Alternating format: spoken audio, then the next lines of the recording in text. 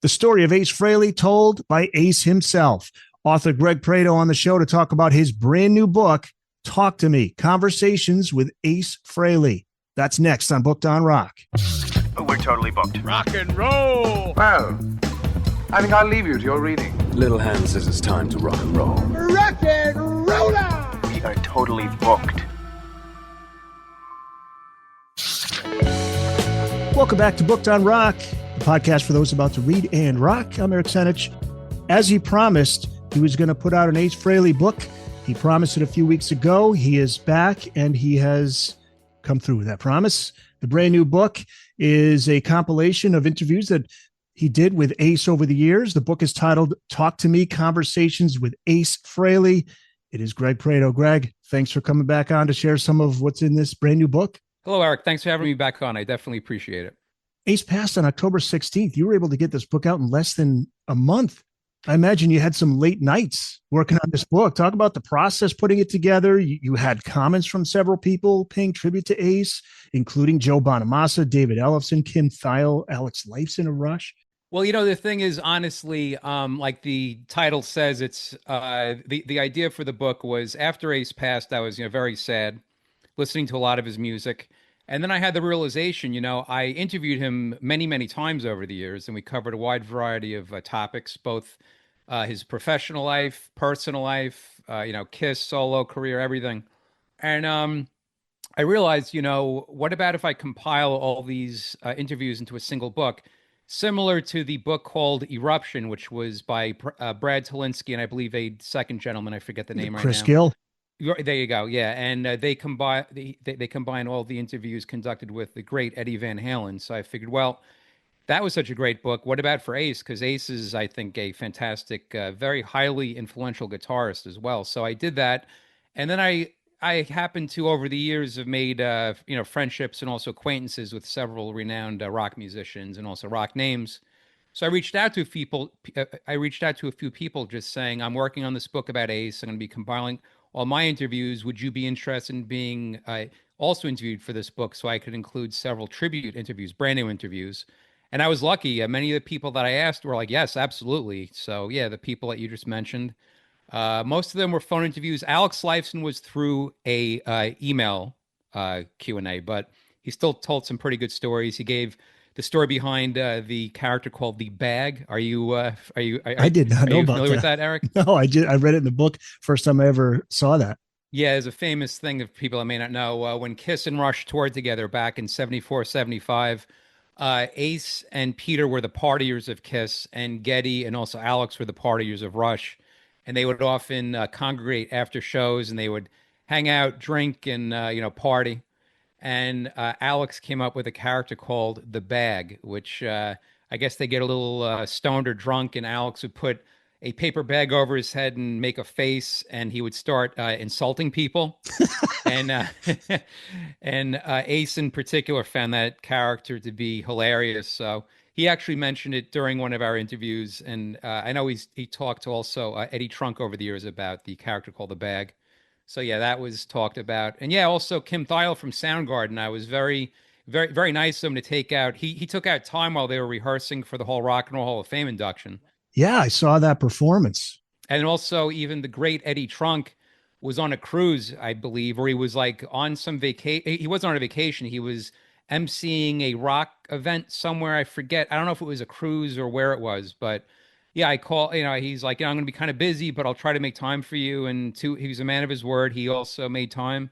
Also, Matt Pinfield was about to leave to go on a cruise or something for Coed and Cambria. And he made time, and that became the book's forward. So that's cool. Yeah, I'm very happy with a lot of the great people. And what's great is it's a wide variety of people and from a wide variety of different musical styles. And it's great that it all shows the wide variety of musical styles that Ace Frehley and also Kiss touched over the years. Absolutely.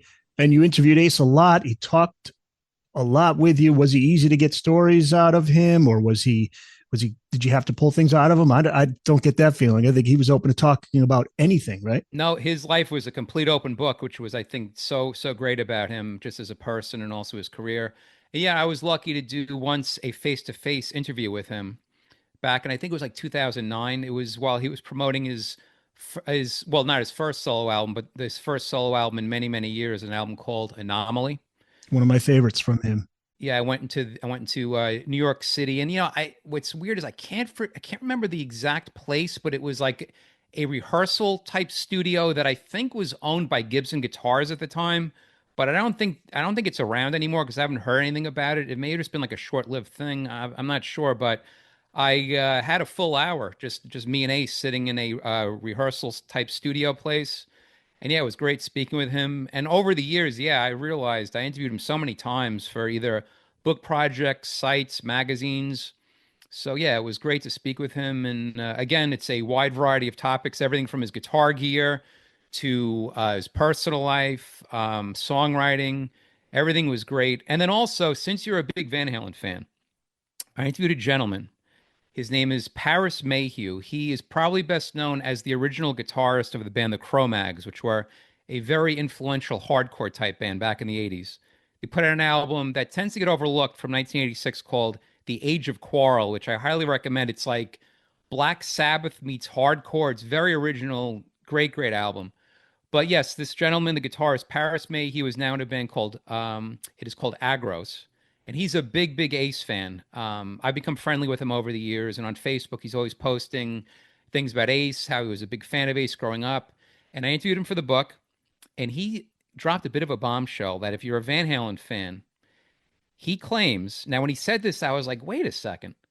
There is a unaccompanied guitar solo on Kiss Alive 2. It's at the end of the song Shock Me. So it's Ace Frehley just by himself live on stage playing. And he said, Paris said this, go back and compare that solo to Eruption. And Paris's theory is that Eddie modeled Eruption after that solo. What? Really? And if you go back and Okay. listen to it, I'm not going to say Eddie ripped it off note for note, but there are definitely some comparisons. Like he says, there's a point where he's finger picking. There's a point where he does dive bombs. Although Ace he didn't have a Floyd Rose tremolo. Ace did a thing that used to be called dinosaur bends, which you would take the sixth string, the E string, and bend it. In fact, I asked Ace about this, and he talks about this in the book. But yeah, he's doing all these things that if you listen to Eruption and compare that side by side, there are definitely some similarities. And that's the live version solo? Yeah, of what Shock it Me? is, it's on the Alive 2 album, the song Shock Me. It's not the guitar solo in the middle of the song. It's at the end of the song. They go into a jam part. Then Ace just does a unaccompanied solo by himself. And that's what he's talking about. Okay. Because that's going to rile up the diehard Eddie fans. It is. How It dare is. you? But I'll give it a listen. Okay. I'll give it a listen. That would have been, where was that recorded? Was that recorded at the LA Forum? That was at the LA Forum in 1977. And I also interviewed Ace once, and he claims that in 1976, Eddie Van Halen saw Kiss perform at Madison Square Garden, because I once asked Ace about how if he was one of the first rock guitarists to do the two-handed tapping thing. And to Ace's credit, he said, yeah, Eddie saw me do it, but, he didn't necessarily say that like Eddie ripped him off. He just said that rock guitarists are influenced and take things from everyone. So Absolutely. Yeah. if he inspired him to do it, then he was very happy to hear about that. But of course, the famous thing that, of course, Eddie Van Halen says that he saw Jimmy Page doing the thing live where he put his hand up and he was just doing like a pull-off thing. And then Eddie Van Halen realized, well, wait, if he's doing that, what if I use my finger as like a nut and move it up? And then he experimented, and that's how he came up with the two-handed tapping thing, supposedly. To leap to that, he's ripping off Ace. That's not what it is. All these guitarists, musicians play off of each other. They see something and they inspire each other. And that's very, very possible that that's where it is. And that's why I asked if it was at the LA Forum, because obviously that's closest to where Eddie lived. And in 1970, 1976. But then according to Ace, Eddie, I get, what it could have been is when Gene flew Van Halen out to do the demo in 76, maybe Kiss was playing Madison Square Garden around that time, and they got to see Kiss perform. That's at least what Ace says. Okay. That he was playing Madison Square Garden. He looked in the audience and he saw Eddie Van Halen there. Interesting. Well, you talked about Ace being open to talking about anything, and his sobriety was something he talked about, something he was really proud of. He was proud of the fact that guitarists were influenced by him or inspired by him, but he was really proud about being sober. There's a comment that he told you in 2009. I'm assuming, I think this is the one that you went to New York City to interview him for. And he said for the longest time, he would get sober, but then still want to drink and eventually go back. But at that point, he was done with it. And he was proud of the fact that people would come up to him, like a fan would come up to him and tell him, I got sober because you inspired me to get sober. And that, I get the feeling that meant a lot to him because he brought up his sobriety, I think, in every interview you did with him. It did. Yeah, it did. Yeah. I think it definitely meant a lot to him. But, like one thing that, I interviewed for this book also David Ellefson, the former bassist from the band Megadeth. And I asked him, I said, because David Ellefson also struggled for not a long time, but in the 80s, it's not a secret that he and also Dave Mustaine were addicted to heroin and also other substances, but they both wound up getting clean. And I asked David Ellefson if he ever had the opportunity to sit down and speak with Ace about this. And he said, yes, actually we did. And he talks about a whole thing. And something that him and Ace agreed on is that they didn't, they would, I guess, they would discuss this in interviews, but they kind of felt like that it was up to the individual to kind of come to that decision themselves, that they wanted to get clean and sober. It's not something you could really make someone do.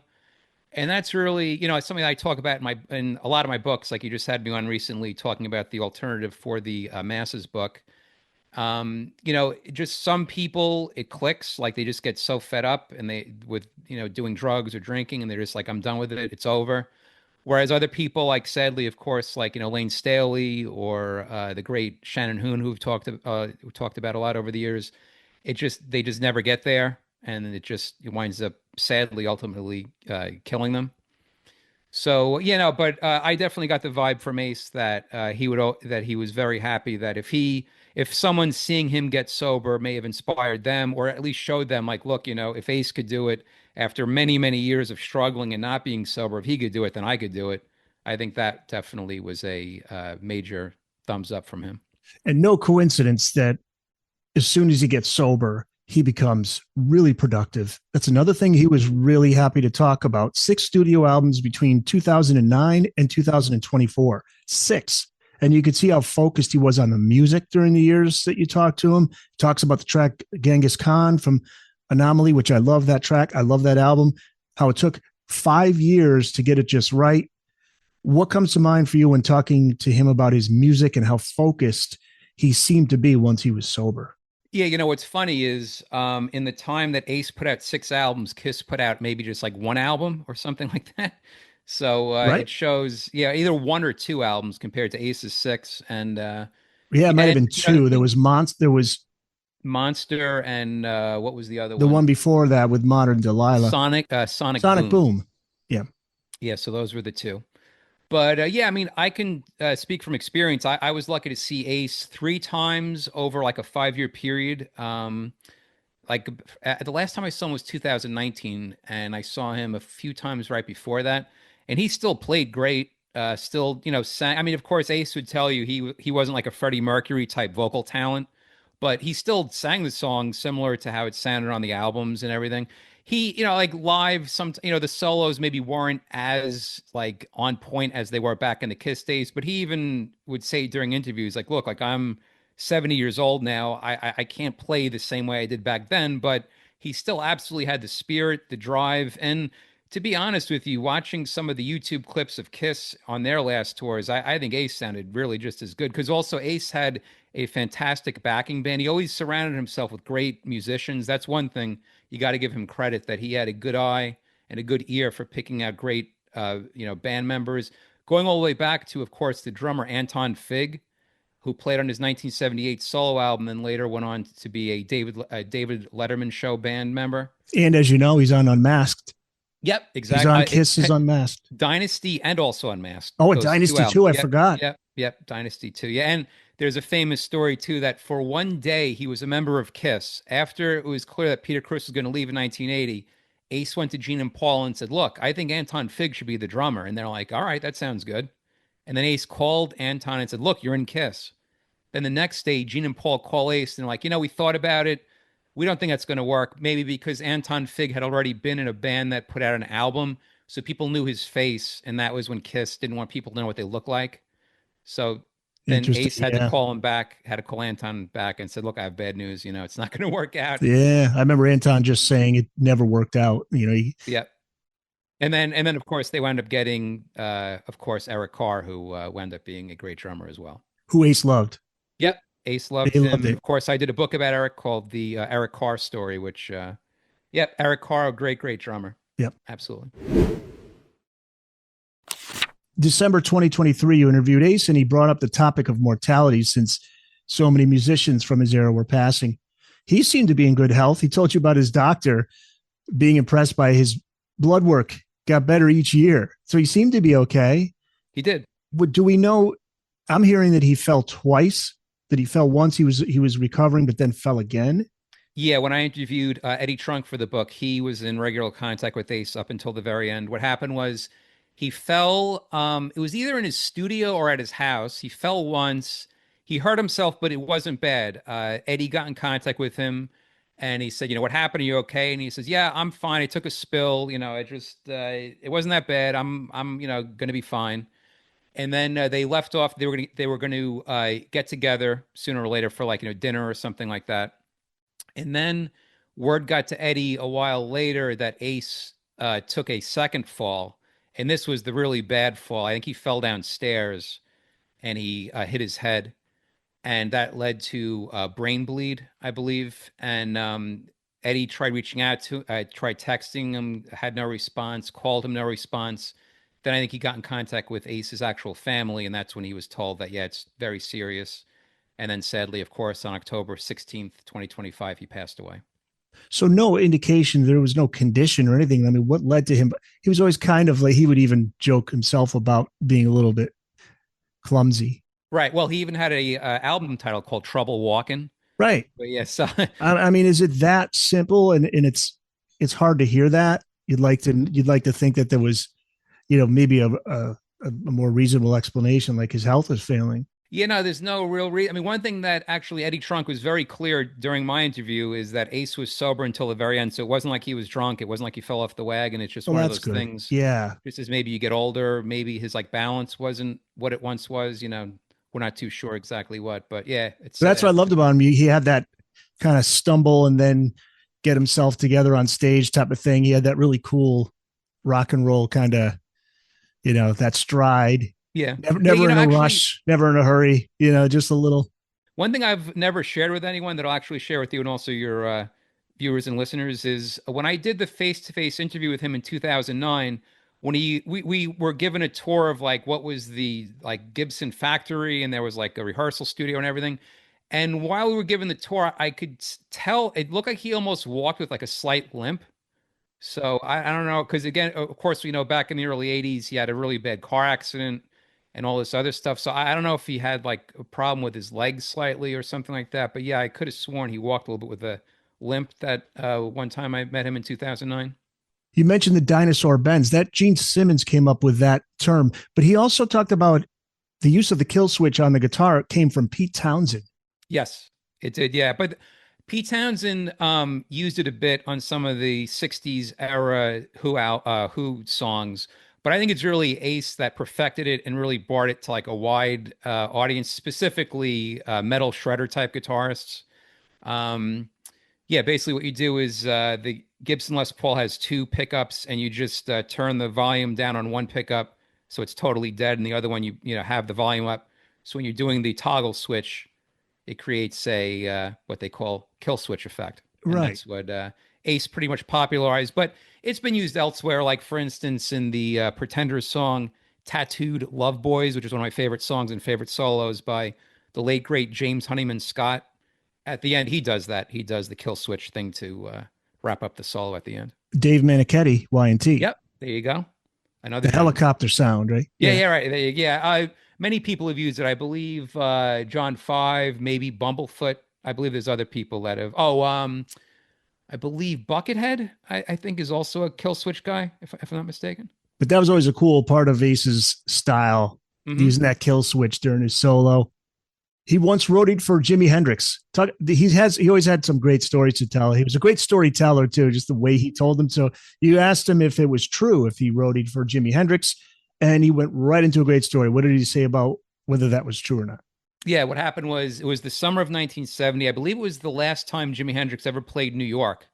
It was a place called Randall's Island, which was like it said, an island. It was a outdoor venue that would sometimes have shows.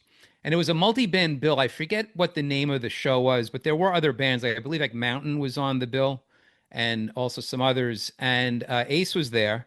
This is a good 3 years before he joined Kiss, so no one knew who he was or anything. And he said he was there. He was walking around and he saw the backstage area. And he said in 1970, it wasn't like what it was just like a few years later that they had security and things like that. You could pretty much, if you wanted to, just walk right back there. So he said, I'll just walk right back there, pretending like I'm, like I know like what I'm doing or like I'm part of the, crew or something. So he walks back, he's looking around, and one of the guys comes up to me. He's like, "Who are you?" And he's like, "Oh, to be honest with you, I'm just a fan just walking around." And he's like, "Well, what do you do? Like, do you have any talent or anything?" He's like, "Well, I've experience setting up drums." And he's like, "All right, well, come on." And he wound up setting up Mitch Mitchell's drum set that night, which was a very cool yeah. My name's Paul Right. Frehley. All right, kid, come on in. Right. What can you do? What can you do? The battles that he had with Kiss, the former members that he worked with, Gene and Paul, they were publicized so much, and I wondered if Ace got tired of talking about it, but it didn't seem that way. I mean, you would ask him about it, and he never gave you an indication like, I'm tired of talking about this. He was open about it, wasn't he? No, I'll tell you one thing about Ace. He would talk about everything. I mean, he's talked about in interviews, not necessarily with me, but like other people, like very personal things about his like sex life and things like that. Like that. Yes. I don't know if you saw this thing that's getting a lot of views after he passed away because everyone's looking at classic Ace interviews. He was interviewed by Loudwire and he talked about a wild weekend he had with Dimebag Darrell, and he gets very graphic about what he did. Yeah, you should check that out. Like it's pretty. His whole life was a complete open book. So you got to give him credit that he was just he laid it all on the line. I thought it was interesting his view on that whole story of the Kiss, the war in between the members, that he never, I don't know, like he didn't seem to be, he would take things personally. He'd get pissed off. I remember he was on Eddie Trunk, get really pissed at Paul Stanley about something. But then like a month later, even less, he'd just be like, yeah, it's no big deal. I just talked to Paul the other day and everything's fine. It's like, it just went back and forth. They kept in touch.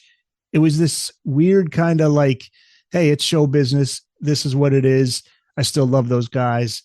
Yeah. We fight, we don't fight. And there's a lot of stuff. There's a lot of business dealings. Like Gene said that Ace and Peter were invited to be part of the End of the Road final show, but they said no. And I think they said Ace wanted more money. So there was never any real definitive. It was just a back and forth thing that just seemed to go on. Even when they were together, it seemed that way. Yeah, there was. And I also once asked Ace, not only once, but twice, I asked him about like, what's the story with your makeup design? Do you own it? And does Kiss like, yes, does Kiss pay you a fee to use it, or what's the story? And Ace, to the best of his knowledge, he said, I never signed it away to Kiss.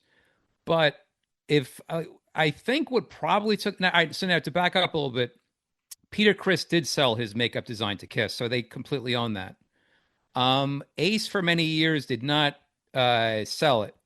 I think what probably happened is he would license it to Kiss. So what would happen is and Ace talks about this in one of the interviews, that it was in perpetuity, which means I believe like forever. So if I kind of am trying to connect the dots, if I had to take a guess, I would say that he must have he must have signed an agreement with Kiss that they could use it as much as they want, but I think receive some kind of compensation for it being used on merchandise and things like that. To the best of my knowledge, Peter Criss did not make anything off merch and stuff like that. So that to me probably makes the most sense, because I know Paul Stanley has gone public saying, no, we own it. But then Ace would say, no, you don't. They don't own it. I never sold it to them outright. His relationship with Paul, the dynamic there is interesting, because he's the three books that were written by the by Paul, Gene, and Peter, and in terms of what Ace thought of them, it's Paul's book that he kind of took the most offense to. He didn't like some of the things Paul said in the book, and he's been vocal in interviews where he'd be pretty pissed off at Paul. But then again, going back to what I was just saying, then he'd be on Paul's solo album. Yeah. So you know, it's like what's I don't know. It's just like this back and forth. And even with like Gene, when Gene did his Vault tour, Ace showed up, and there's a video on YouTube where they're doing a press conference, doing a Q&A, and you could just see Gene is so respectful to Ace. You know, he really loved him. So it's just that weird back and forth thing that's different, I think, from other bands. It's not like with Van Halen, you're not going to see like Dave and Sammy there, and having a love fest. Right. Or, I mean, you could maybe say it wasn't as venomous as the David Lee Roth Van Halen brother relationship, but David Lee Roth and the Van Halen brothers were able to coexist from time to time. I don't think it was ever there wasn't that much dislike between Ace and Gene and Paul, but just it seemed like Ace was a very, very laid back fellow. He never really held things in as much. It seemed like Gene and Paul were always very, like, especially in interviews, very vocal about like bad mouthing former Kiss members and things like that. Whereas Ace would sometimes say things like, for instance, he was pretty honest with me. He told me once, and this is in the book, towards the end of his last go around with Kiss, which would have been in the early 2000s, he said it was getting to the point again that Gene and Paul were driving him crazy. And then, but to Ace's credit, he says, but I was also making them crazy, you know? So at least he could see the thing with the only exception I have as a Kiss fan. Like, I understand no one is completely, like, you know, totally innocent. I know that Ace did things, Peter did things, Gene, Paul, no one's perfect, but I just think that, I'm trying to think how I could word this. Ace is more willing to take his half of the responsibility. I think that's what it is, and that he was willing to let bygones be bygones, kind of, and not like in kind of take the high road, and maybe even just admit, like, you know, there's the famous saying that it takes two to tango, but in that case it was four, you know. And I think you hit the nail on the head. And like you said, he's very laid back, lets things go, he moves on. Right. I think that's really it. I'm pretty sure one of the times, you know, I'm thinking about it, you know. I'm not just saying this because I just wrote because I just compiled a book about Ace, but he did during our interview say some pretty insightful, enlightening things about him not wanting to hold things in. You know, like it's not worth carrying around the baggage and all that type of stuff.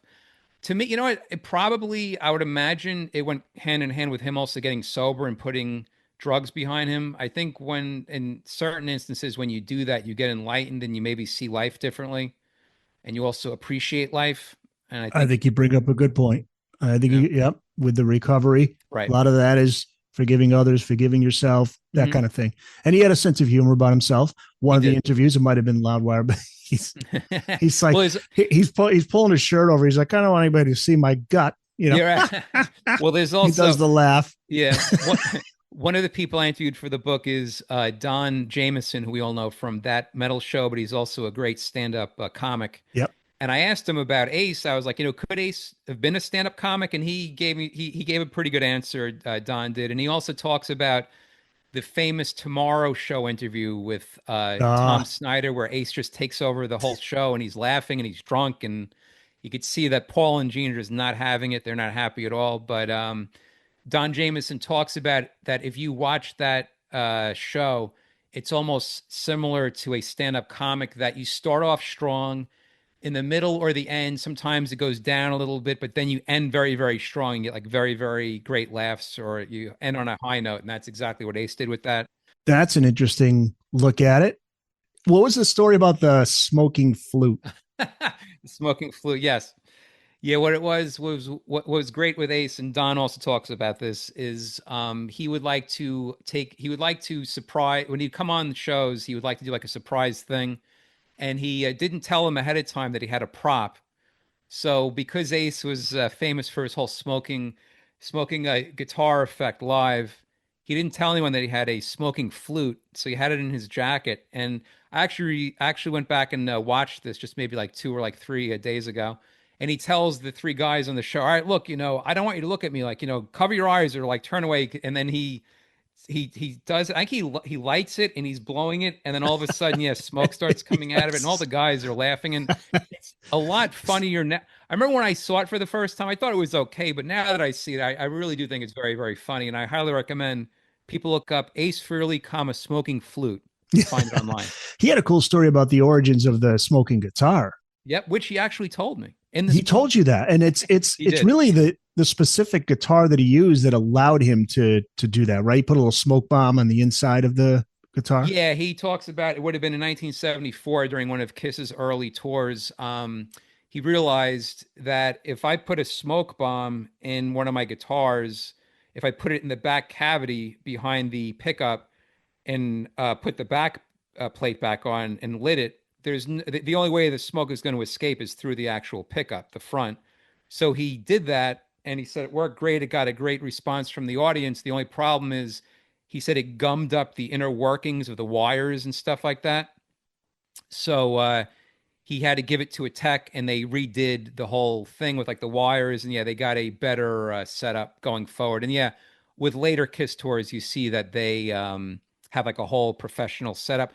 A light would also shoot out of the pickup too, so when the smoke was coming out, it was kind of a cool effect, especially if you were in like an arena way back. You got to see like the smoke and the guitar and everything like that. Really cool. He was a Les Paul guitar guy. A Les Paul guitar, yes, exactly. He also had a problem with what Paul told him while they were recording 1998 Psycho Circus. Right? Not all four members are on that album. And I think they're only on one track, maybe two. It's Into the Void, I think. Yep, the only one was the song that actually Ace wrote, which is the song called Into the Void. Yeah, I don't understand what Paul and Gene's thinking was with that. That whole album I never liked. It doesn't sound like a real Kiss album. I didn't like that. I was hoping when that album came out, it was going to be a throwback to the 70s. In fact, to Paul and Gene's credit, the last two Kiss albums, Monster and Sonic Boom, to me, from what I remember, I haven't heard them in a long time, to be honest, but they had more of a rock 70s feel. That Psycho Circus album just sounded kind of like a Bon Jovi produced album, because it was, I believe, Bon Jovi's producer, if I'm not mistaken. Yeah, I believe so. I could look it up. Let me look it up here. While I look that up, I liked Sonic Boom. Monster's okay, but Sonic Boom I really liked. And you're right, they had that 70s sound to it. Yeah, that's what I liked about it, that it was more of a Kiss sound, but the only thing that was missing was, of course, Ace and Peter. I would have liked to have heard that on the. And then, what was the comment Paul made to him in the studio? Nobody cares about you and Peter, or Ace, asked, like he said, like, why am I not playing or something like that? Like the fans want to hear the full Kiss, want to hear me, Peter, you, and Gene. Like, why is it not the full band? And Paul's comment was something like, "Oh, the fans don't care." And Ace was like, "Of course the fans care. What do you mean the fans don't care? What do you think? They bought tickets to the concerts." But Kiss has been doing this since the beginning of time, back to the early. I think the Destroyer album had a few songs that Ace doesn't even play guitar on. So, and then of course it continued. We just talked about Anton Fig playing drums on Dynasty and also Unmasked. Ace didn't play on a few of the songs on side 4 of Alive 2. That was Bob Kulick. Yeah, and Alice Cooper's guitarist is on some tracks. Yes, Hunter was one of the guys. Steve Hunter. And there was a second guitarist. Another one, we can look it up. But Bruce Fairbairn is the one that produced Psycho Circus. Okay. But yeah, the other. It is, I see it is Dick Wagner. There you go. Dick Wagner. You got to me before I got it on Google. Yeah. Yeah. Now, there was a comment Paul and Gene made that inspired Ace's 78 solo album. Yes. It is. Yeah, it's true. They had a meeting before they were all going to go off into their own and work on their own solo albums in 78. And Gene and Paul turned to Ace. They had a meeting, some kind of business meeting, and they were about to leave. And they turned to Ace and said, "Look, Ace, if you need any help, just, don't hesitate to, call us." And Ace was like, "Oh, all right. Well, I mean, that's kind of a dig." So he definitely inspired him. And to his credit, that I think is by far the best of the 4 solo albums, that Ace Frehley 78 solo album. Hey guys, we'll get back to the show, but first I want to tell you about an exclusive deal for Booked on Rock listeners. Get 15% off any purchase at oldglory.com. Over 300,000 officially licensed items covering music, sports, entertainment, and pop culture. Merchandise featuring legendary music artists like Bob Marley, The Beatles, Grateful Dead, Pink Floyd, Led Zeppelin, and many, many more. Go to oldglory.com. Make sure to use the promo code BookedOnRock. Also find a link in this episode's show notes, or just go to bookedonrock.com and click on My Deals. The name Tommy Thayer came up. You asked Ace to clarify whether or not he owned the makeup design and all that stuff, which you alluded to. But what did he think about Thayer? I mean, what was his opinion of him? Honestly, I made it a point not to bring up Tommy Thayer that much when I would interview him, but from interviews I saw with others, he seemed like he didn't really get along very well with him. There's a famous story that I think is in Paul's book that supposedly Ace once punched Tommy Thayer because before Tommy joined Kiss as Ace's Spaceman type character, he was hired by Gene. Well, to back up, Tommy Thayer first crossed paths with Gene because Gene produced the band Black and Blue, which Tommy Thayer was a member of back in the 80s. He produced 1 or 2 albums of theirs. And then they became friendly, and Gene hired him as just a assistant back in, I guess, the late 80s, early 90s. He actually had a co-write on the Kiss album Hot in the Shade, which was 89. So he was already kind of working. He was already part of the Kiss world as far back as 89. And then he continued working for Gene. Then he must have then started working for Kiss because he was involved in the whole entire... I'm pretty sure he was behind the whole Kiss convention thing when there were Kiss conventions in the late 80s, early 90s, but then Kiss did their own Kiss convention in 94, 95. And they did the Kiss My Ass tribute album and all that stuff. And I believe Tommy Thayer was definitely involved in that stuff. And then he was really involved in the whole entire reunion. And he was hired to reteach Ace his solos. Like him and Ace would sit down and they would go over his solos, and they would probably compare him to CDs. And because also Tommy Thayer was even in a Kiss tribute band where he would play the role of Ace Frehley, so he knew all the solos and stuff. So he tried helping out Ace with that stuff. And then at some point, I don't know what happened, but there was a backstage thing where Ace was running late or something. Yeah, something. And Thayer was there in costume. Okay. Yeah, something. Yeah, something happened. That's what it was. Ace shows up. He's like, "What the fuck is this guy doing in my costume?" Something happened, and the story goes that Ace punches Tommy. But they must have been on decent terms because I know, like a while back, Ace was on a Kiss cruise, and he sat in with Kiss, and it was with Tommy Thayer, and they're all on the same stage together playing. So they Ace laid back, just let it go, whatever. So I mean, I'm sure at some point they must have let bygones be bygones. It wasn't like he held a grudge or anything. Well, yeah, and he seemed to be cool with all of the ex-Kiss guitarists, including Vinnie Vincent. Yes, exactly. He even said that his quote is that he and Vinnie got on famously, is what he said. Yeah. Yeah, because they... now, if anybody he'd be pissed at, it'd be Vinnie Vincent because he took his spot in Kiss. But then again, by the time that happened, Ace was already done. He probably didn't care who was going to be taking his place. Yeah, about 3 or 4 years ago, there was a thing called Creatures Fest, which... it had a jam thing where it was Vinnie Vincent on top of a tank to be a replica of the Kiss Creatures of the Night tour. So he's standing on top of a tank, and then to his left and right is Bruce Kulick and also Ace, which to me is a little insulting that Vinnie Vincent is on a higher thing than Ace. Meanwhile, we all know Ace is by far the most iconic, most important, most legendary Kiss guitarist. And you're going to put him below on a pedestal, but just typical of Vinnie Vincent right there. But anyway, you said it for me, right? I asked Ace about it, and he talked about it. He said he and Vinnie got along great. But then I also interviewed Bruce Kulick, not for this book, for a site called Ultimate Guitar, which I did use this interview in this book. I included it as like a little bonus. And I asked him, how was it playing with Ace and Vinnie on stage? And Bruce did not hold back. I give Bruce a lot of credit. Well, Bruce does not like Vinnie Vincent. I forget his quote, but it was like the wackiest on stage experience he's ever had. And I said at the time, this is when Ace was still alive. I was like, would you ever play with Ace and Vinnie again? I believe Ace he would, but no, Vinnie, he was like, no, I will not play with Vinnie again. No. Yeah, he did not like Vinnie. He did not like the whole experience, and he said that's it.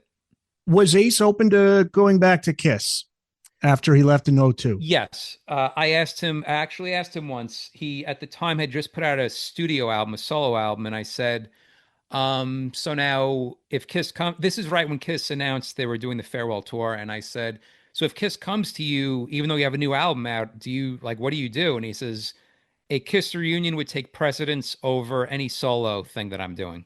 He made it very clear. The thing that actually Eddie Trunk made a good point once. Gene and Paul made it seem in the press like, oh, of course, all the past members are invited. They could just show up whenever they want. But Eddie Trunk is like, yeah, like you really like, okay, so Ace Frehley is going to show up at the back door of some arena. He's going to do this for free. There's not going to be any compensation. There's not going to be any there would have been contracts. There would have been, payment. Obviously, it's not like as simple as someone just showing up and coming.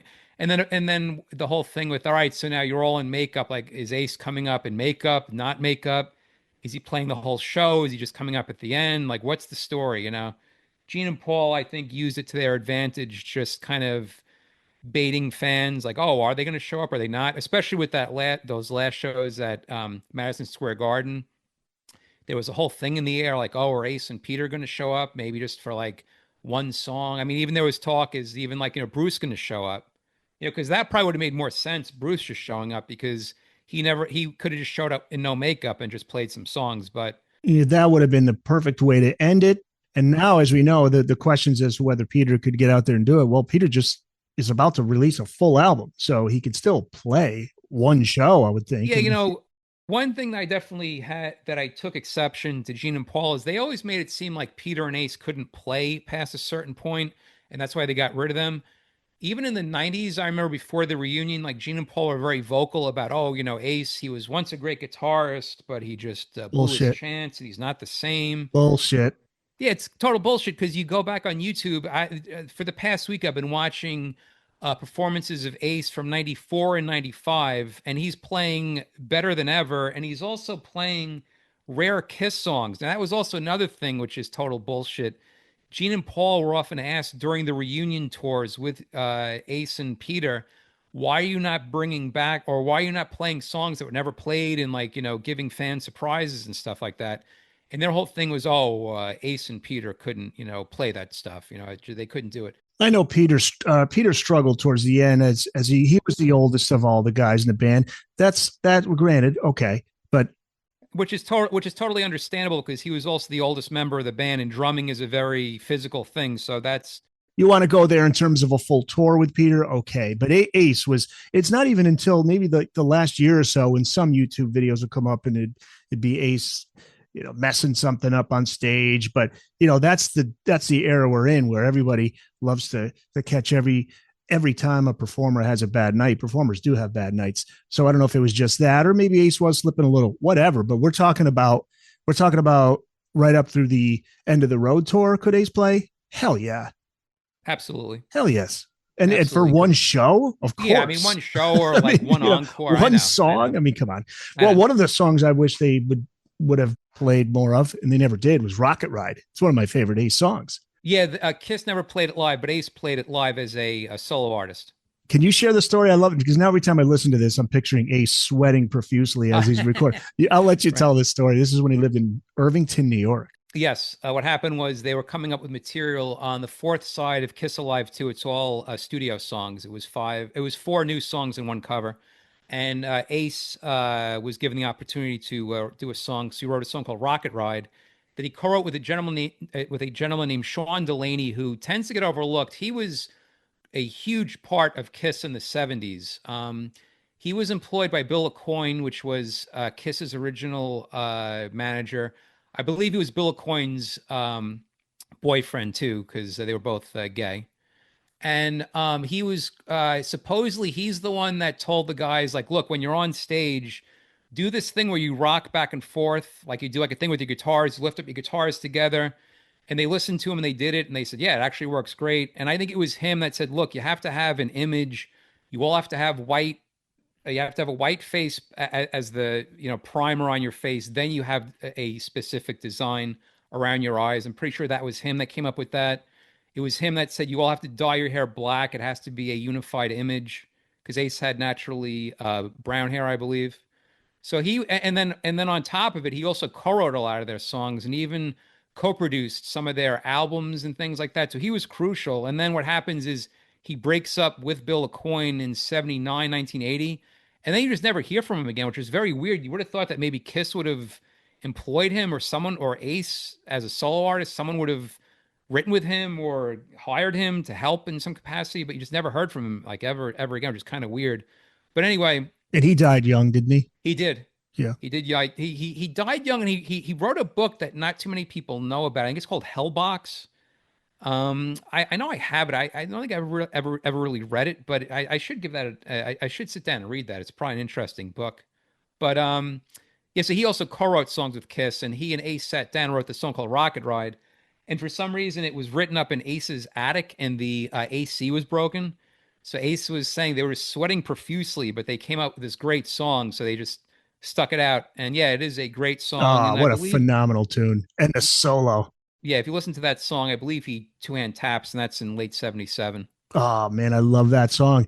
You asked Ace what his most underrated song is. He couldn't really think of one. He said, I'll leave that up to you. But he did name his top 5 guitar solos in Kiss: Deuce, Shock Me, Strange Ways, God of Thunder, and the live Rock and Roll All Night, which is a huge difference. And I know the studio version is the most famous version, I guess, or maybe not. Maybe the live version. No, because the live version, I think, maybe was a bigger hit. The live version was the hit. The studio version came out first. Okay. The difference maker is Ace's solo in the live version. Ace's solo. And just there's really no comparison. In fact, I was thinking the other day, the first time I ever heard Rock and Roll All Night, I got the double platinum album on cassette for, I remember it was Christmas 1979. That's cool. And I thought it was a, good song, but then I kept hearing or reading that it wasn't the studio album that was the hit. It was the live version. And I did not get the live album till a few albums in, because it was a more expensive album at the time, because it was a 2-record set. That's the silver, the silver cover? Double platinum was the silver cover. Yes. Right. And they have like a remix, like a disco version of all the songs are remixed, and they re-recorded Strutter. That's the one. Strutter 78. Yeah. Yeah. But yes, what happened was then I finally heard the live version of Rock and Roll All Night, and I remember being, oh, now it makes sense. The live version is superior to the studio version, and also, like you said, the studio version has no guitar solo. The live version does have a guitar solo.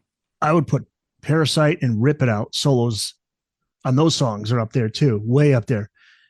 And there is one that you mentioned to him that I love, Dark Light from Music from the Elder. Yes. Do you have a favorite Ace solo? Yes, I do.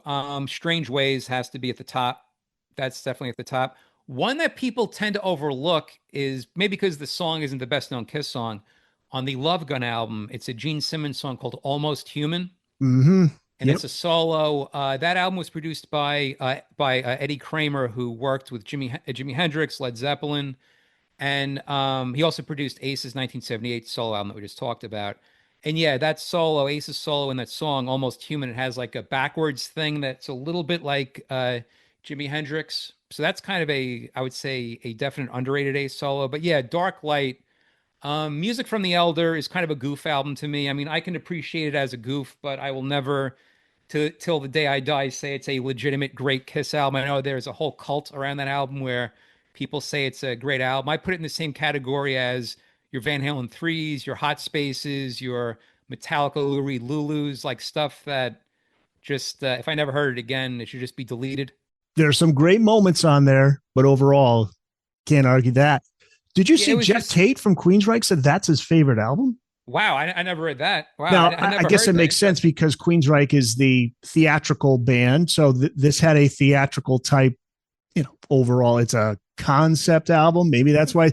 But I thought that was pretty interesting to hear. Well, one thing I did as a goof is not as a goof, but I'll explain what was the goof. For this book, one of the people I interviewed was Coheed and Cambria guitarist Travis Stever, and they're well-known, Coheed and Cambria. They're like a metal proggy type band, and I asked him, I'm like, oh well, since Coheed and Cambria has a lot of concept albums, was Music from the Elder ever a influence on any of Coheed and Cambria's concept albums? He's like, no, not at all. No explanation needed. No. Okay, thought I'd ask. Let's go to Eddie Trunk, because Eddie was a longtime friend of Ace's, and I did listen to much of his tribute on the radio, and it was, you could hear his voice shaking. I mean, he was really shooken up about it. When I was speaking to him, which is just like less than a week ago from when this interview is being taped, he even at one point excused himself and said, "I'm sorry, I'm getting choked up because man, it's still kind of raw talking about this." But yeah, he got Ace signed to his first solo record deal with Megaforce, which nobody would sign Ace at that point because he was a liability. And Eddie Trunk was like, "No, man, we got to give this guy a chance." And Megaforce didn't have any really major names on the label, and he said, "This is a guy that's going to get us on the radio." Yep. Yeah. What happened was I reached out to Eddie, and I was on the fence. I was like, I mean, is it too, like what we just said? I know it was great, the on-air tribute he did to Ace, but you could tell he was getting choked up, and like you tell his voice, because him and Ace have been friends since '86 is when they first met. Ended every conversation with, "I love you, brother." Ace would say to him, "I love you, brother." Yeah. So it was really like losing a great friend for Eddie. So yeah, I was on it, like when I was doing these interviews for the book, I'm like, I really have to ask Eddie, even though I don't expect him to say yes, but when I reached out to him, I've interviewed Eddie many times over the years. He's a great guy. I told him what I was doing. He's always been a big supporter of my books. He's had me on his shows. I reached out to him for this book, and I told him what I was doing, and automatically it wasn't like, well, let me think about it. He's like, yeah, definitely I'll do it. Just the only thing is I'm going on this rock cruise that I'm like emceeing, so just the scheduling we have to work out. So to his credit, again, he could have easily just been like, no, it's like too, touchy of a subject. It's, I'm still kind of uneasy discussing everything, but he was like, no, we should set it up. And what I did with Eddie is he's talked a lot about over the years his favorite Kiss albums and songs. In fact, for books that I even spoke to him for. But for this book, I wanted to ask him specifically about the Frehley's Comet era, because he was a major part of that.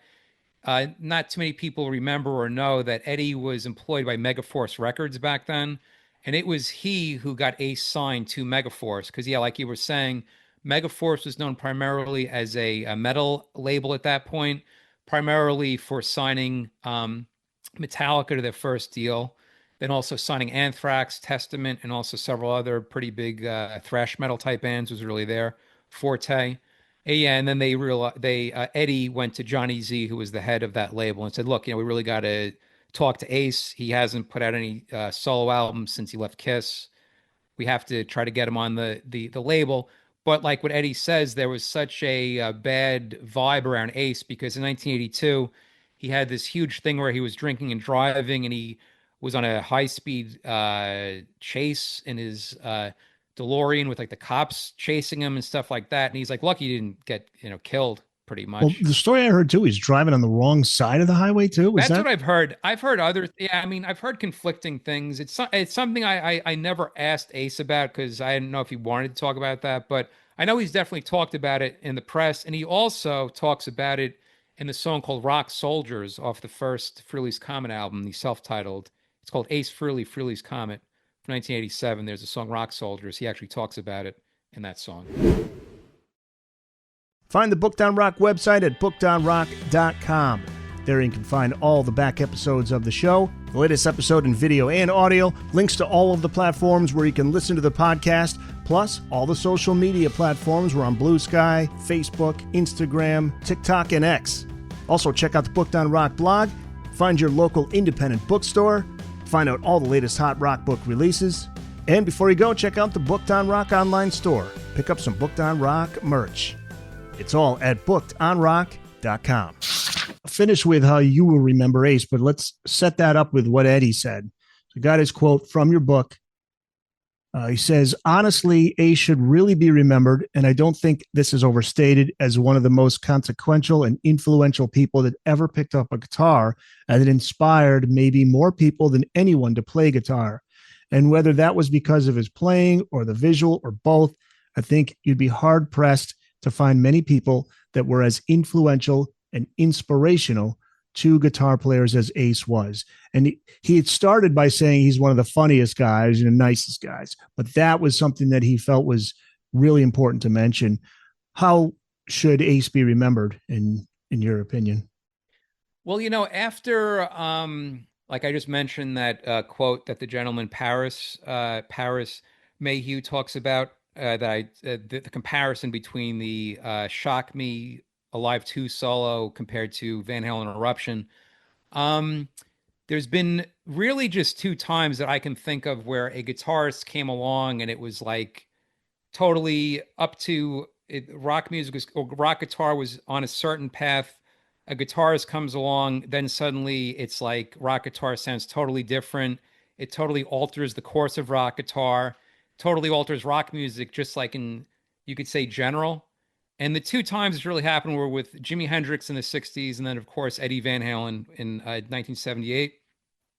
With what Paris Mayhew had to say, it got me thinking.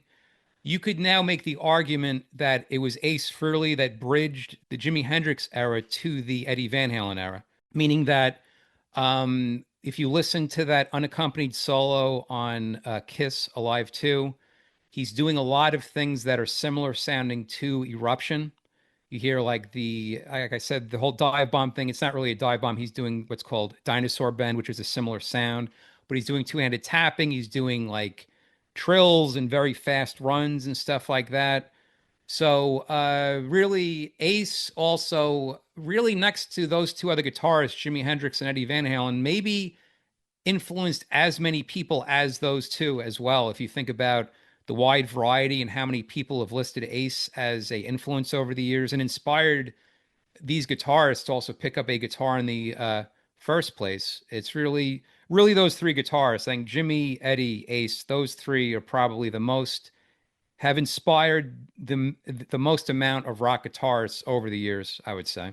He was larger than life, as was all four members of Kiss in that original era, with the costumes and the makeup and the mystery. What do they look like? And then seeing them on stage and the shows that they put on, he was larger than life. There's no question. And then when you get to interview him as you did, and you see the interviews with him on TV, you just realize he's just a down-to-earth New Yorker, and he had a great sense of humor, and he was pretty damn humble. I mean, he had a healthy ego. He knew he was good, but at the same time, he was, he didn't walk around like, everybody was beneath him. In fact, there are stories of, I think Eddie Trunk told the story about early on in those early Megaforce days, and Eddie was at a gig with Ace, and they went to the local bars and just hung out there, and fans came up to Ace, and he was having drinks with them and all that. The makeup and the costumes were definitely a double-edged sword, because it absolutely people did not take them as seriously as songwriters and also as musicians. I think Kiss are highly underrated songwriters. If I'm talking specifically about their 70s era, that's by far the only era that I really listen to and really enjoy the most. And Ace's guitar playing, he was, I think, probably the most talented musically of the Kiss group. But I think the whole makeup and also costumes, people tended to not be able to look beyond that, and they just thought they're just like, some kind of like, kiddie band or something like that. Whereas there's no denying by 1979, 1980, small children were the predominant makeup of their audience. Early on, Kiss was really just like a hard rock band that was, playing to teenagers and people in their 20s and things like that. So, but again, without the makeup and without the costumes, they wouldn't have probably become as big as they became. And there's a great quote in the book that Kiss was a lot of people's Beatles, meaning that was, it's what the Beatles did to people in the 60s, inspiring people to pick up instruments and form bands. That's what Kiss did, not only in the 70s, but well beyond the 70s. I mean, I spoke to Kim Thayil from the band Soundgarden. He was influenced by Ace. Alex Skolnick, who was in Testament, was influenced by Ace. I interviewed Jesse Hughes from the band Eagles of Death Metal. He was influenced by Ace. Travis Stever from Coheed and Cambria. A wide variety of all different styles of music, and all these guys list Ace as a important musical influence. Hey guys, thanks so much for checking out the Booked on Rock podcast. If you've just found the podcast, welcome. If you've been listening, thank you so much for your support. And make sure you tell a friend, a family member, share on social media, and let people know about Booked on Rock. And if you do like the podcast, make sure you subscribe, give a 5-star review wherever you listen to the Booked on Rock podcast. We're on Amazon, Apple, iHeart, Spotify, Spreaker, TuneIn, and on YouTube Music. You can check out the full episodes on video, along with video highlights from episodes on the Booked on Rock YouTube channel. Find it at Booked on Rock. Thanks again for listening. Now back to the show. Talk to Me, Conversations with Ace Frehley is the book. Much more from Ace than those who knew him in the book, along with, by the way, a ton of great photos from Kiss in the 70s. Mm-hmm. Who's Richard? Is it Galbraith? Yes, his name is Richard Galbraith. I'm sorry, Richard Galbraith. He put out a Kiss photo book about 10 or 15 years ago that I helped him with. Okay. He took great photos of Van Halen, too, back in 78. Well, Richard, if you're listening to this, man, phenomenal photos here. There's tons of them that he took. Yes, but also you have 80s photos, 90s, right up to recent years of Ace too. Yeah, what I've done over the years, I've made great relationships with some outstanding photographers that should really be better known. I mean, I know like there's guys like Ross Halfin are very well known, but there are lesser known photographers that took pictures just as good. And this gentleman by the name of Richard Galbraith took some. He was lucky enough to shoot so many of these great bands at their 70s peak, like Van Halen on their first ever tour, Kiss through the 70s, the Sex Pistols on their only U.S. tour with Sid, all these great artists. And I also have become friendly with a gentleman named Christopher Lee Helton. He took a lot of great photos back in the 80s. Another photographer named Stephen J. Messina, who took great photos in the 80s, 90s, all the way up to today. And then also I even took some photos over the years that I was able to use of Ace more recent, like when I saw him play at a place called the Paramount in Huntington, New York. It's like a theater-sized venue. It's a very nice venue that Ace played several times, and I was able to get very close because I'm such an Ace fan. Props to all these guys. Stephen Messina with those photos from the 90s, Christopher Lee Helton that you mentioned. All great photos here from a group of guys here. Yes, and Richard Galbraith is the guy who took phenomenal photos of Kiss back in the 70s. Oh, man, he's got Ace in the Cape from 79, Ace in his solo with the smoke all around him.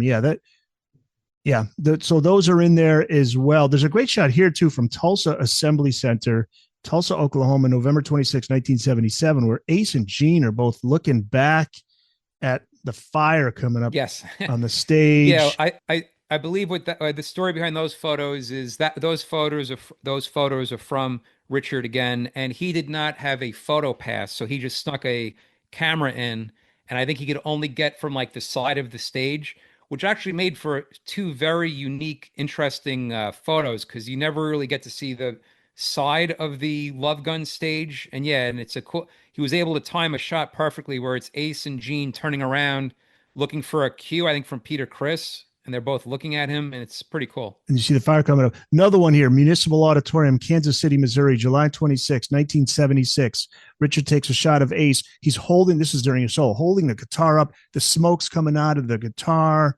It's a great shot of Ace. You know what you got to do? You have to show the actual photo during this. I will do, if it's okay with you. Yeah, yes. It's cool with you and Richard. As long as we credit Richard Galbraith, a phenomenal photographer. I'm going to put those up on the video. So for those listening on audio, check this out on YouTube.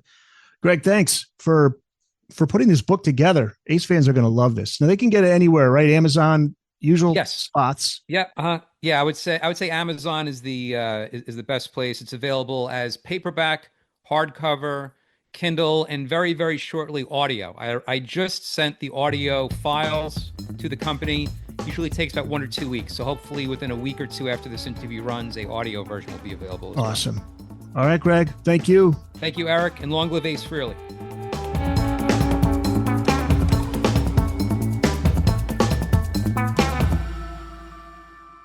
That's it. It's in the books.